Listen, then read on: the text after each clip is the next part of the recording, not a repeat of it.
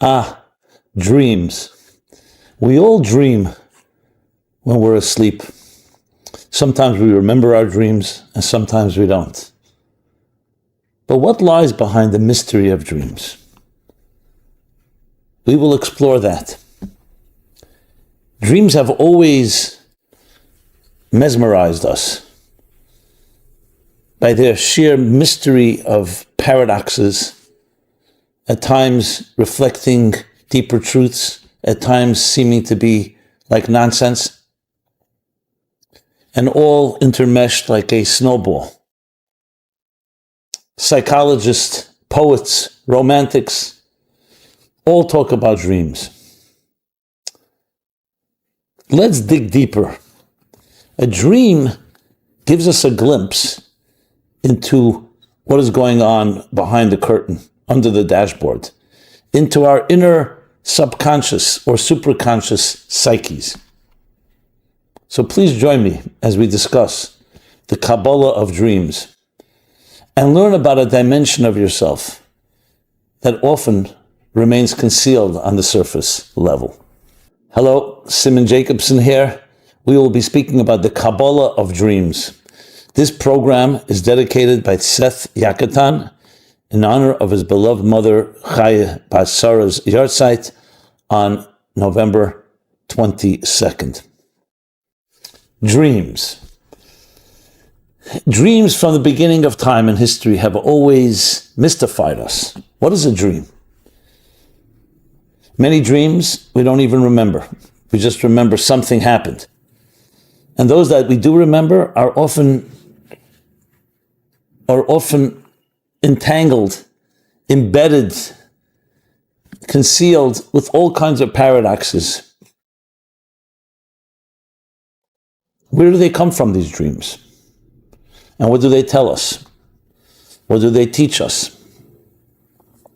This is what we're going to explore. And briefly, just as an introduction, we all know we have our conscious minds and we have our superconscious, that which we're not aware of but lies behind the curtain or under the dashboard. And a dream indeed is a glimpse into a deeper part of our minds, where things are not necessarily always rational and structured as it is when we're awake and thinking in a structured and an organized manner. So the mere fact that they're not organized, the mere fact that they're an entanglement of so many different elements, often a narrative that combines all kinds of different details, some things even completely absurd, that itself is a revelation of a reality that is not defined by the structures that we're so accustomed to. And that's very much part of the mystique of dreams. So let's begin with a Talmudic statement that says the following: there's no dream without nonsense. On the other hand, every dream has a glimpse, has a taste, gives us a peek into a deeper reality. The challenge is that they all come mixed together and it's hard to distinguish what is nonsense, what is not nonsense. Then, of course, there are those that get obsessed with dreams and they have difficulty taking care of their lives when they're awake. So you have to also put it into context. To just focus on dreams and not focus on the responsibilities of your conscious waking hours can also be a distortion. So things have to be balanced. So the way the Kabbalists, the mystics, explain the psychology of the human psyche is that there are generally two dimensions. There's the conscious self, and I'm going to call it the superconscious self. Some psychologists use the word unconscious or subconscious. Let's use superconscious and conscious. Because why am I calling it superconscious? Because it's above conscious. It's not below conscious. It's not sub, it's above. It precedes consciousness. Which means that in our minds, there's what we're aware of. What you're aware of right now, listening to me speaking, or other things that you may be reading, or conversations you have, or just your general thought process, is your conscious life. Now, conscious doesn't mean you're conscious of it every moment, but it's always accessible. Listen, we have millions of ideas in our mind. You're not accessing them all the time, but think of it like your hard drive. All you need to do is press a button. You say, oh, I want to think now about something I began thinking about yesterday, or a year ago, 10 years ago. That's the conscious. The difference is it conscious as in, is it active? We'll call it active consciousness, or is it inactive consciousness? But then there's another dimension, which is the superconscious. That remains always beneath the scenes. This can include events, positive or traumatic ones from childhood that you don't even remember, but you see its effect on your life. This includes, in general, a step that precedes consciousness, as the Kabbalists explain it. Just to give an analogy, think of a faucet of water. So water is dripping out of the faucet, but that's not where it originates. It originates from the pipes that connect to the main, that connect to a reservoir, which itself drew water from rain or however it was collected. So on the conscious level, that's the water running out of the faucet. The superconscious is not seen. So when you think of an idea, you say, where did that idea come from? And I'm not talking about an idea that has already entered the inactive or the active consciousness. Where did the idea come from? Like a flash. It comes from a mysterious place. We're calling that the superconscious. In the language of the Kabbalists, the hidden wisdom, Chachmas Tema or Moichin Tema. Just to give it a contemporary example, I remember reading a book, I think it was called Storming Heavens, America's love affair or romance with LSD. You'll see in a moment the connection. So it was in the late 40s. Professor, it wasn't a professor, he was a chemist, worked in Dr. Hoffman, Albert Hoffman, I believe his name was, worked in Switzerland, in either for Pfizer or one of the pharmaceutical companies, and he was seeking to find a drug that would induce or simulate madness, what was called madness in those days. Today we would call it chemical imbalance or other names for mental health challenges.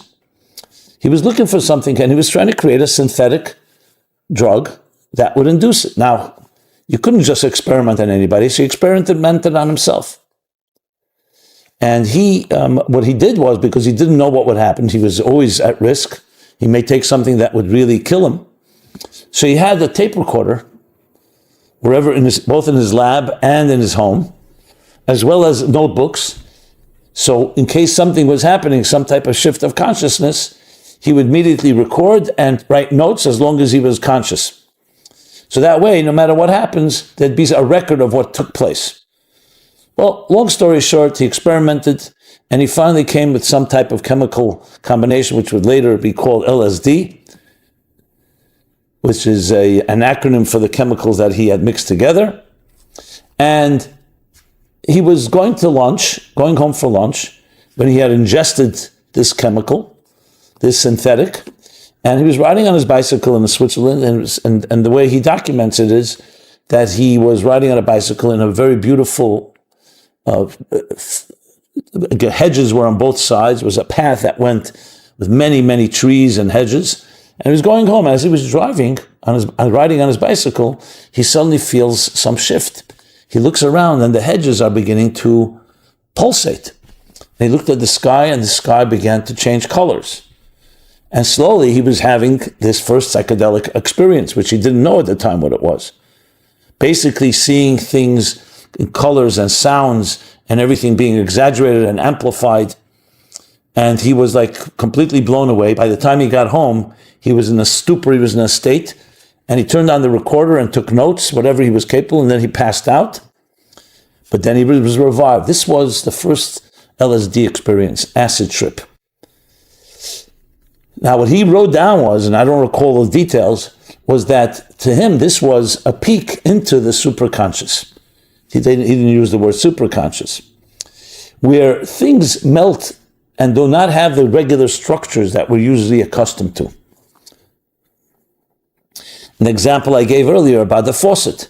When the faucet is running, it's regulated, it's gauged, it's flowing in a very organized way. But behind the scenes lies this reservoir of water. So it's not one big jumble, but it's far greater than the conscious flow, which is a limited flow that we can relate to. So in a sense, really madness, as he called it, or that state of accessing that is actually closer to reality than our conscious minds. Our conscious minds are like a faucet. It's actually limited reality. But the fact is we cannot exist in the superconscious because it would be too overwhelming. And you see, in a sense, when we say there's a very thin line between madness and genius, what are we saying? We're saying essentially is that madness is things so disorganized that it overwhelms you. Genius is that channel is open, the faucet is open, but not to the point where it breaks and it just begins to flood. You know, when you see a faucet breaks down, then it just floods. But let's say it's almost to the point of flooding, that would be genius. You go a little step over and it turns into madness. Another example, you may have seen that TED Talk and the book, The Stroke of Genius, by a neuroscientist. And she talks about her stroke. She went into neuroscience because of her brother had schizophrenia. So that was her passion, wanted to understand the mind. And then she had a stroke that affected her left brain. And therefore, the right brain was functioning, but the left brain wasn't. Now, the difference between the left brain and right brain, she explains, the left brain is the details. Let's take an example. When you're brushing your teeth, you have a brush, you have your fingers, you have your mouth. If you're on the left brain, she said, I was able to see the toothbrush, the toothpaste, but I could not take it to me because I couldn't focus on the details. The right brain connects everything. So in effect, when anything we're doing has two aspects to it. There's the details that are necessary, but then there's the connection. Like brushing your teeth is not just taking a brush. It's taking the brush to your mouth. There's something that needs to create a sequence. If you only had details, they'd all be disconnected. So very much life is a combination of details, but then there's a so-called a conglomerate, a synergy between the details. The right brain focuses on the synergy, the left brain focuses on the details. And you need both. You need a vision to build a house, but then you need bricks and mortar and all the details to build it. One without the other is lacking. So in a healthy human being, they both work together. In a sense, the peek into the right brain gives you a sense of where everything melts into one, where you just see the oneness of things. Well, let's bring it back to dreams. A dream is a peek into that superconscious. That's what a dream is. And that's precisely why it doesn't make sense to us. Because we are used to structure. If someone said to you right now, read a 500-page book in a minute, you'd say, no, I can't read it in a minute. I'm not just talking about the speed of reading. The way our minds process is line by line, paragraph by paragraph, chapter by chapter, until we finish the story, the narrative. That's how the mind is able to contain things. If in some way the mind did not have that compartmentalization, we would go crazy. In many ways, depression and high levels of anxiety is somewhat of a chemical imbalance. What's a chemical imbalance? Think of the mind as compartments. Something really negative happens to somebody. A loss, a death, a trauma. So at the moment, we're overwhelmed and shocked. Very difficult to function in trauma. What happens in time, in healing, the catharsis, that we begin to compartmentalize. A loss, a death that happened a year ago, 2 years ago, yes, it's still in our consciousness, in our inactive consciousness or active one, but it's the compartmentalization of our chemicals allow us to let it recede and we can focus on other things in life. Imagine you cannot in any way in any way minimize or diminish the intensity of a traumatic experience. That there's no forgetfulness. It's as if you're living in it, even if it happened 20 years ago. What they call post-traumatic syndrome, PTSD. What happens? The trauma is still living with you. That means that the compartments are not completely compartmentalized. We need compartmentalization to be sane. So in a way, limited consciousness is critical for our own sanity, because we need to be able to say, okay, that happened. It's true. It was a very negative experience, but now I'm not there. So in general, life then is based on structure. So yes, you do have memories and you do have some general narrative, but it breaks into details. The left brain, right brain. And we need both. If somebody is in a place where there's no compartments, they can simply not function. That's where people's minds are racing. They completely lose it because so much is happening. So the other side of it is people who compartmentalize very well. The genius, or don't use the word genius, people who are smarter or their minds work in a more efficient way, they have both compartments, but the compartments are not as tight. So they're not they connect things very well, but not to the point where they lose the compartments. So like anything in life, the human body, for example, is made up of many components. The healthy body has to have, each component has to do what it needs to do. The mind, the heart, the liver, the lungs, and so on. If they would lose sight of their own identity, we would not be able to function. On the other hand, if they were completely separate entities, you wouldn't have one cohesive, healthy body. So that's the power of it, is the harmony within the diversity. It's as diverse as it gets. If someone did not know better and they saw a human being dissected, God forbid, and didn't know, an alien would see that, a Martian would see that, they'd never know these things all come together. So you'll see any beautiful structure, whether it's a man-made structure or it's a natural structure, it consists of these two elements, the structure and the details, but they speak to each other. Like a conductor of a symphony, different musicians, but the conductor is keeping a cohesiveness, so it's one story, one narrative made up of details. Our waking hours is focused far more on the structure. When we're asleep and the conscious mind, so-called, also goes to sleep, what opens up is the mysterious world of the superconscious. And one of the ways it expresses itself is through dreams. A dream is an experience of the superconscious. The problem is it doesn't work by the rules of structure. So a dream can be complete nonsense, things that, why are you even dreaming that? Or it can be a combination of events that happened today, yesterday, 10 years ago, and then suddenly gets all connected in a very strange way. It's not even a narrative. You'll have characters that don't know each other, but in your dream they'll come together. The first thing is we need to know that don't try to make sense of it. Because if you're trying to take the superconscious and put it into conscious structure, it won't work. What you want to do, if you are indeed analyzing a dream, is want to dissect and say, okay, let me see what elements I can extract and maybe learn something from it. But as I said earlier, it's also critical not to become consumed with it. I know people whose life is not working out, and they become desperate, or it's even somewhat of sensationalism. Interpret my dream. People come to me all the time. So I remember my teacher, my mentor, saying to someone, before we interpret dreams, let's first figure out what we do when we're awake. Now, of course, we have dreams. We have dreams in the Bible, Jacob's dream. We have Joseph's dreams, interpretation of dreams. But that's only in addition to a responsible conscious life. If you don't have your conscious life in order, to go to dreams can be a form of escapism. Just like many things, when things are not going well, we escape. So it has to be put into context. On the other hand, dreams do give us a glimpse into that superconscious state. And it has, as I said, sometimes you'll never figure it out. Sometimes you could get something. There have been times, I know from my own experience, I had a very intense question. I went to sleep with it. And during the night, during the dream, something came to me. And you wake up and say, I got it.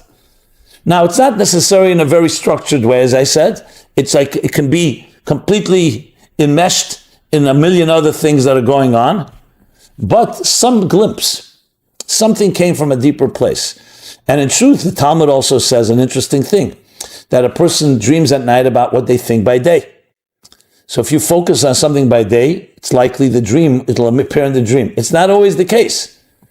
Because it's interesting, dreams will sometimes focus on something that you really matter to you, not necessarily you thought about it by day. I remember thinking about this once, something I really was concerned about during the day, and by night I never dreamt about it. I dreamt about something else. And then I realized that something else has significance. But it's a complicated process, and there's really no formula. We need to know that it is a glimpse into that reality, and That's one of the reasons we're given dreams, is to realize that there's more to life than what meets the eye. There's more to life than the structured conscious mind that we have and feelings. And it's a gift to know there's another reality. Whether we can understand that reality or not is another discussion, is another issue. But the fact that there is something that makes you tick. Now, it makes total sense. We all know that. When people, for example, have an anger streak or other virtues or vices in their personality, they're most often, I'm not talking about superficial things, they're most often coming from a deeper, superconscious place, whether we know it or not. So you don't need a dream to recognize that, like anything, has a behind the scenes, what's going on under the dashboard, as I said, behind the curtain. But a dream is an actual glimpse into that. So I would like to say that a dream is also an humbling experience, because it humbles you into realizing that what you know about life and what you know about your own structure of life and the patterns and routines, the things you depend upon, is only the tip of the iceberg. And that's a good analogy here, the tip of the iceberg. It's what you're aware of. It's not what you're not aware of. It's not the superconscious. And I should add, in the Kabbalistic writings, they talk about 2 levels of superconscious, which the truth is there are many more, infinite levels, just like you speak about microscopic or subatomic particles. So the sub, and the sub. Who knows how far down the rabbit hole it goes. So the same thing in the superconscious.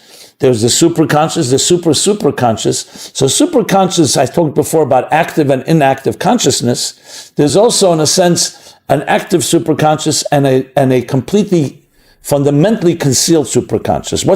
What do I mean by saying that? There are things in the superconscious that are beyond consciousness, but they're not completely off limits, which means you will get a glimpse.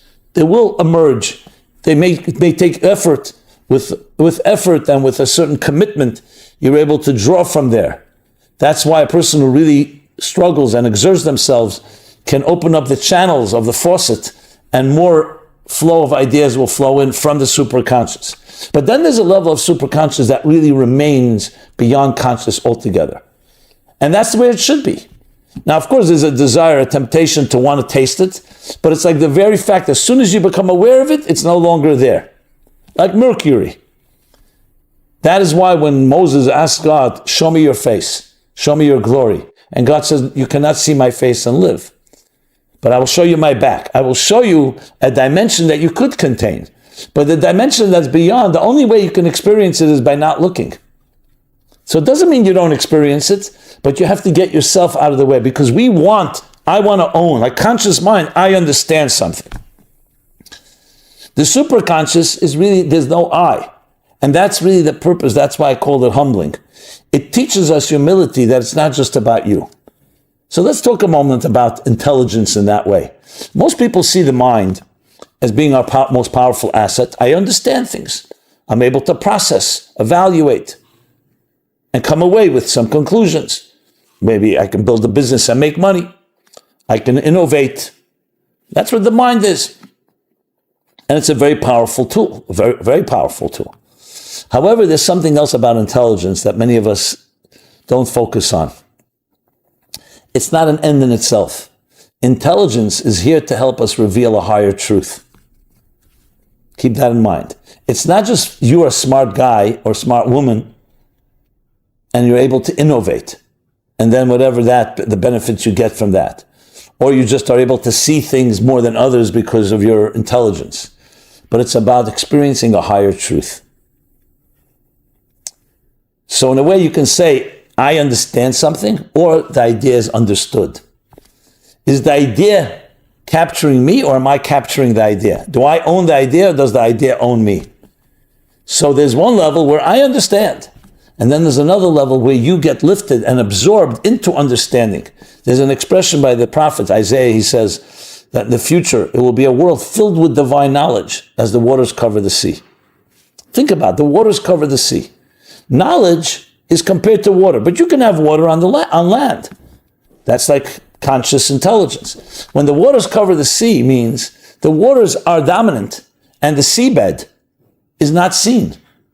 In other words, knowledge has absorbed you and you have become part of a higher knowledge, a higher reality. And that's where the individual ego, and I don't mean ego necessarily in a negative way, the individual identity becomes absorbed and completely consumed with something greater than yourself. Think of staring at a natural wonder, beautiful piece of art, listening to exquisite music. What happens? You sometimes get so absorbed in it. You're reading a book, you don't even realize you're turning pages. You've lost yourself in experience, in a good way. It's one of the most gratifying experiences. And then when you come out of it, you suddenly realize that was magic. Being in the zone where the object and the subject converge and melt into one. The deepest experiences of love, of intimacy, of truth is when you become one with it. In other words, it's a state of being, not just an act.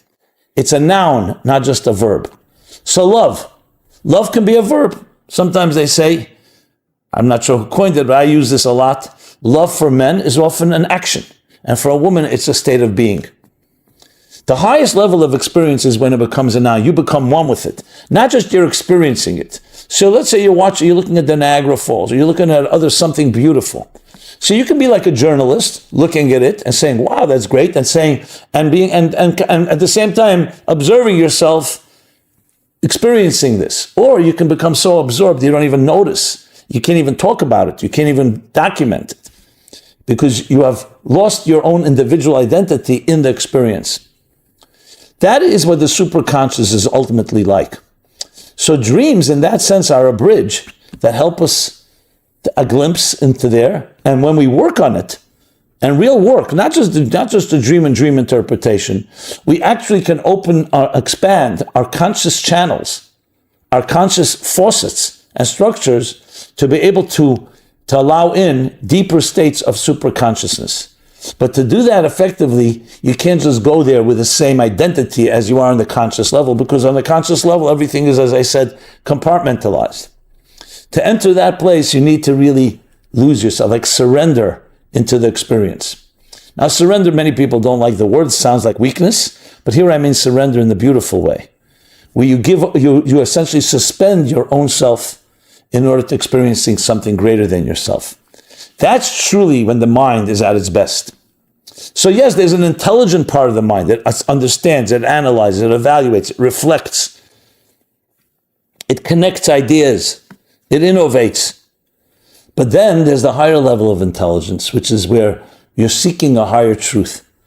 And indeed, when you allow that channel to open up, the bridge between the conscious and the superconscious, you will innovate better. And you'll understand better. Because it's not understanding alone, it's experiencing, it's drawing down, channeling a higher reality, a higher truth. And that's how the Kabbalists explain the relationship between, they call wisdom, chachma, and chachmas tema, the hidden wisdom, the conscious and the superconscious. And indeed, the superconscious as well, which does not manifest in a conscious way, but it's still at work. It's just not working on our terms.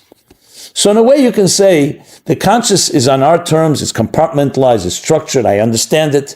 The superconscious is you're letting go and experiencing something beyond yourself, and the supra is completely on terms of the truth itself. Complete truth itself. Middle level is where you are suspending yourself, allowing yourself to be absorbed in the truth, and you want to draw all that down into the consciousness. Now, in the Kabbalistic and the Hasidic writings, there's a lot of discussion on this, because ultimately this is how we grow. This is how we become great people. This is how we achieve excellence.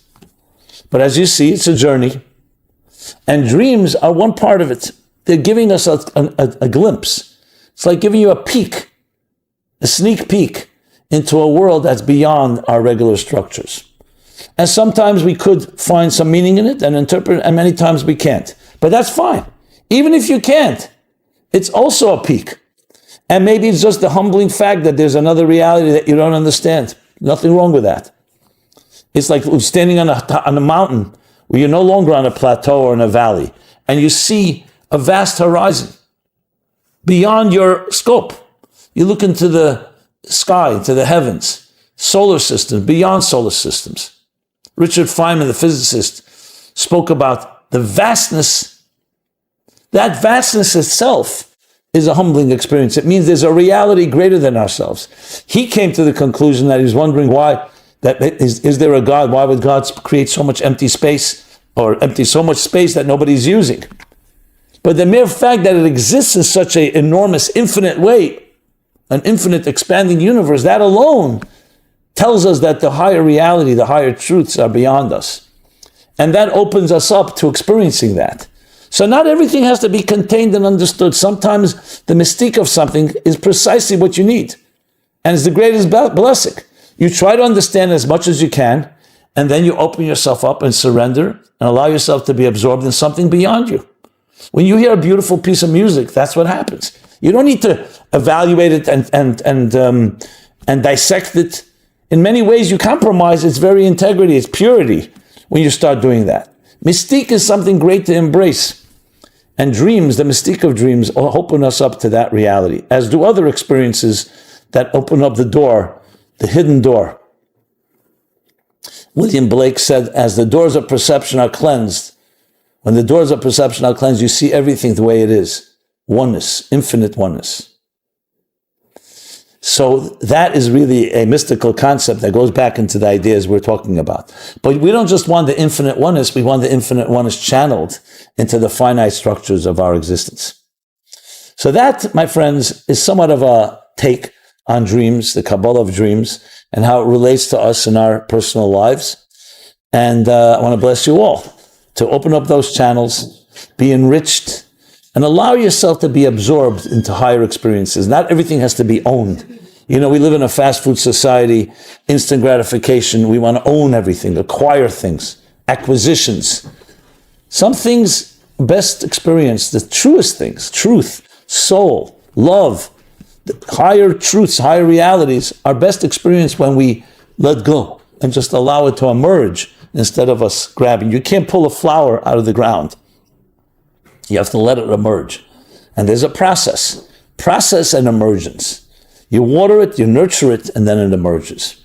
That's how the superconscious and the conscious work with each other.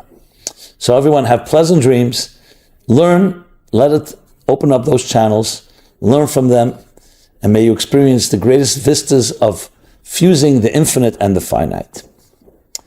This has been Simon Jacobson, meaningfullife.com, where you can find more such materials. This program and all the programs are all archived there. We have a wide array of options. Please check it out, meaningfullife.com. I'd love to hear feedback, your thoughts, your comments, your suggestions. And of course, please share this if you see fit, if you see it fit with friends, others, because it's about a ripple effect of each of us as individuals connecting together in a greater synergy. Be well and be blessed. Thank you. This program is brought to you by the Meaningful Life Center. Please help us continue our programs. Make even a small contribution at meaningfullife.com/donate.